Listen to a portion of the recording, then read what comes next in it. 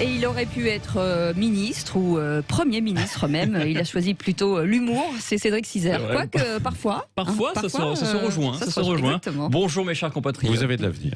J'espère. Merci beaucoup de l'avoir remarqué. Cécile, c'est un peu tous les jours votre fête en ce moment. C'est vrai. Aujourd'hui, c'est la journée des femmes. Hier, c'était la fête des grands-mères. Ouais. Donc, ça me fait plaisir. Vivement demain. Vivement demain. Non, mais il n'y a pas de raison. La parité, c'est de pouvoir se moquer aussi des femmes. Hier, c'était la journée des grands-mères. Et j'ai envie de rendre hommage aux miennes. Il y a 60 ans, elles devaient faire des kilomètres à pied pour trouver de l'eau potable, alors que moi, je télécharge un film que j'ai pourtant en DVD parce que j'ai la flemme de me lever de mon canapé, ouvrir le boîtier et le mettre dans le lecteur. Ah oui, non mais ça, on en est là quand c'est même. bien résumé. On en est là, c'est notre époque. Je pense qu'il y a beaucoup de gens qui vont comme moi. Je pense qu'il y en a beaucoup. Est-ce que vous ressentez la même chose avec vos magnétoscopes? Vos magnétoscopes, c'est pareil ou pas du tout? Mais ça fait longtemps qu'on en a plus. Ça fait longtemps. Bon, allez, un peu de musique classique.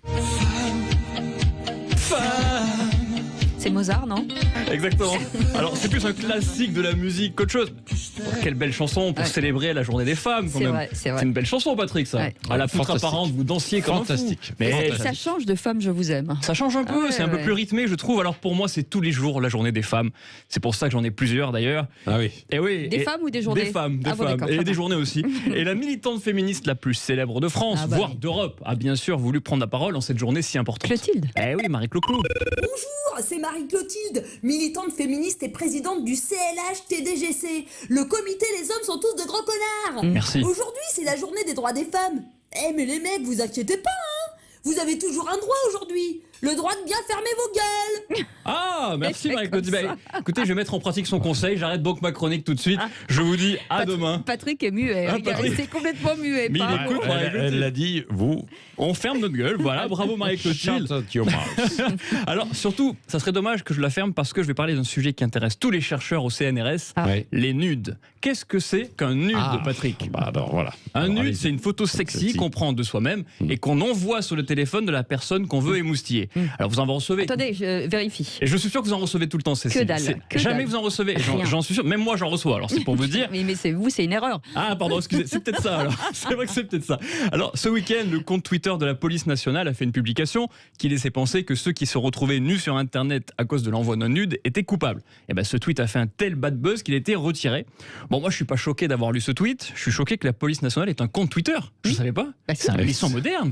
Moi, je pensais qu'ils avaient juste un compte au bar du PMU. Moi, je ne savais pas. Alors, un auditeur voulait apporter son témoignage quant à cette pratique incroyable des nudes qui marche très fort chez les employés de Sud Radio. Ah bon? Ouais, il y a j'embrasse d'ailleurs le spécialiste Eric Revel. Oh non, C'est on le va pas spécialiste. balancer les noms, mais- Si, c'est pour ça qu'on le voit pas en vidéo parce qu'il y envoie des nudes en même temps. Alors on écoute le message, je crois qu'il s'appelle Benoît. Bonjour, je m'appelle Benoît, j'appelle de Troyes dans la Daube. Alors moi, quand je reçois un nude, attention, je respecte. Ah. Je le montre à personne. Voilà. Oui, personne, c'est le nom de mon meilleur pote. Il s'appelle Stéphane Personne. C'est ça. Voilà, mais c'est pas bien. Ouais, c'est pas bien, faut Ouais. pas faire ça. Non. En général, Patrick, Faut vous le êtes un garder pour spécialiste soi. aussi. Vous l'avez déjà fait, vous avez déjà envoyé un nude, Patrick? Non, c'est dommage, vous Et devriez, ça c'est rentre marrant. pas dans le téléphone, c'est pour ça, mais ça oui. n'a aucun intérêt. Il n'a pas le zoom, il n'a pas le dézoom. Alors en général, on envoie un nude pour avoir quelque chose en échange. Je t'envoie ma fesse, tu m'envoies ta fesse, etc. Moi, j'en ai envoyé un à mon contrôleur des impôts pour avoir une ristourne de 10%. J'ai pris une majoration de 70%. Ça n'a pas marché du tout. Et le problème, c'est que souvent, ces nudes provoquent ce qu'on appelle la revanche pornographique. Et ça, c'est très sérieux comme thème. Donc la personne que, par exemple, t'as quitté, elle est énervée, hop, elle balance tes photos à poil sur le Ça, web. c'est immonde. Et voilà, c'est immonde. C'est pour ça que moi, je prends mes précautions. Quand une jeune fille me demande une photo de mon sexe, j'envoie celui de quelqu'un qui a exactement le même que moi. Rocco Siffredi. Bien. On a le même, c'est fou, c'est mon sosie. Et quand je reçois des nudes de femmes, je les garde toujours pour moi. Par contre, quand je reçois des nudes de mecs, je les montre à tous mes potes. Franchement, il n'y a pas de raison qu'il n'y ait que moi qui sois traumatisé. C'est vrai ou pas? Bon, Patrick, on l'entend plus. Il n'est plus là. Bah non, mais je vous écoute. Non, mais parce que C'est gentil. Bon, allez, il est fasciné par tout ce qui se passe. C'est normal, mais c'est la Dans son modernité. Mais le problème, écoutez, tout le monde fait ça. Et pour finir, et c'est très difficile pour moi, musique. Comment ne pas revenir sur un événement terrible? L'élimination de l'Olympique de Marseille hier soir en Coupe de France contre une immense équipe catalane. Le FC Barcelone? Non. Bien plus forte. L'équipe de Canet en Roussillon. Ouais. Voilà, là on vous entend tous les deux. Là on vous On entend. les applaudit là-bas. Ah mais Bien moi je sûr. les applaudis pas, je suis en c'est Ah non, dépression. et à Marseille, on a une pensée quand même pour certains. oui. Et vous avez vu qu'il y a des joueurs qui sont Pour en ceux plus qui ont joué. abonnés à l'OM. Il y a des joueurs de Canet-en-Roussillon qui sont abonnés, qui vont au stade Bien à sûr. l'OM. C'est incroyable. Alors c'est pas compliqué. Il y a 20 ans, Lionel Messi, il avait hésité entre le Barça et Canet-en-Roussillon. Vous vous rendez Ouais. compte quand même, il a hésité. Ils n'ont pas besoin de lui puisqu'ils nous ont battus quand même. Ils ont quasiment pas joué de match officiel depuis octobre parce qu'ils sont en chômage partiel. 3 divisions d'écart. Et malheureusement, ils nous ont massacrés.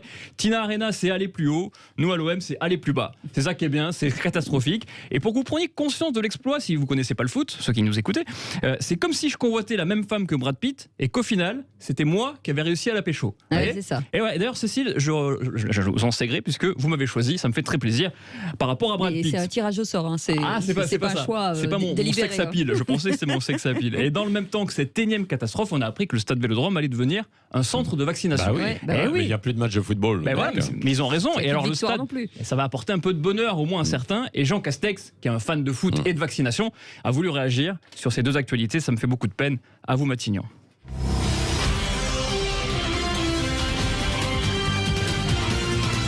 Françaises, Français, le gouvernement vous confirme que le Vélodrome de Marseille va devenir un centre de vaccination. Pour une fois, une équipe de médecins sera présente, alors que d'habitude dans le stade, on voit une équipe de peintres. Eh ben oui, C'est sympa malheureusement. pour les Ouais. peintres. On voit qu'il connaît bien le foot au moins, Jeannot. On embrasse tous les supporters de l'OM. Je suis en dépression. J'ai failli pas venir ce matin. Ouais. Vous savez ce Oh, qu'ils ont dit à la détendez-vous. fin du match, puisque ce sont des admirateurs, les joueurs de Canet-en-Roussillon de Bien sûr. Marseille. Ils ont dit que c'était une blague. Ah bah, d'accord. Ouais, c'était une blague. Sauf que finalement, ils n'ont pas pu rejouer le match. hein. C'est- Non. C'est On a une bonne habitué blague. Quevilly, Andrézieux, non, Ouais. Carquefou. Non, mais on C'est est bien, bien. ça fait monter au moins des clubs dont on n'entend jamais parler. Ah, C'est mais ça qui fait est bien. plaisir, bien